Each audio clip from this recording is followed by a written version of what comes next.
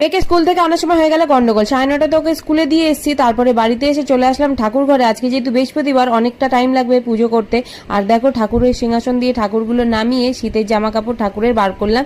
এগুলো সব হাতে বানানো, আমার শাশুড়ি মা উল দিয়ে বুনেছে। দেখো লক্ষ্মী ঠাকুরকে পরিয়ে দিয়েছি শীতের জামা কাপড়। তারপরে সিংহাসনটা ভালো করে মুছে নতুন একটা কাপড় পেতে নিয়েছি সিংহাসনে পাতার। গণেশ ঠাকুরকেও নামিয়ে নিয়ে ভালো করে গঙ্গা জল দিয়ে স্নান করিয়ে দেখো শীতের জামা কাপড় পরিয়ে দিয়েছি। লোকনাথ বাবুকেও নামিয়ে শীতের জামা কাপড় পরিয়ে দিয়েছি। দেখো ভালো করে স্নান করিয়ে, এগুলো বৃহস্পতিবার ছাড়া হয় না, কারণ বৃহস্পতিবারই ঘর সরানো যায়, ঠাকুর সরানো যায়। এখানে দেখো ঘটের মধ্যে স্বস্তি কেকে আম পল্লব দিয়ে এখন ঠাকুরকে ভালো করে পুজো করে নিয়েছি। পুজো করতে করতে 11:30 বেজে গেছে, মানে এতটা লেট হয়ে গেছে। আর মেয়েকে স্কুলে আনতে যাই 11:30, তাড়াতাড়ি করে জামা প্যান্ট পরে বাইরে চলে গেছিলাম। তারপর দেখি চশমাই নিইনি, আবার চশমা পড়তে এসে দেখি ওর আই কার্ডই নিইনি। তারপরে এসে বললাম ওর আই কার্ডটা ওর ব্যাগেই রয়ে গেছিল, কালকে ব্যাগ দিয়ে বার করা হয়নি। তারপরে অনেকক্ষণ পর ওকে বার করলো। তারপর দেখো ওর গলায় একটা আই কার্ড ঝুলছে আর আমার হাতে একটা আই কার্ড, যেটা ওকে নিয়ে আনতে যাই। তারপরে ওকে নিয়ে সোয়া চলে আসলাম বাড়িতে। আজকে ভিডিওটা এইটুখানি।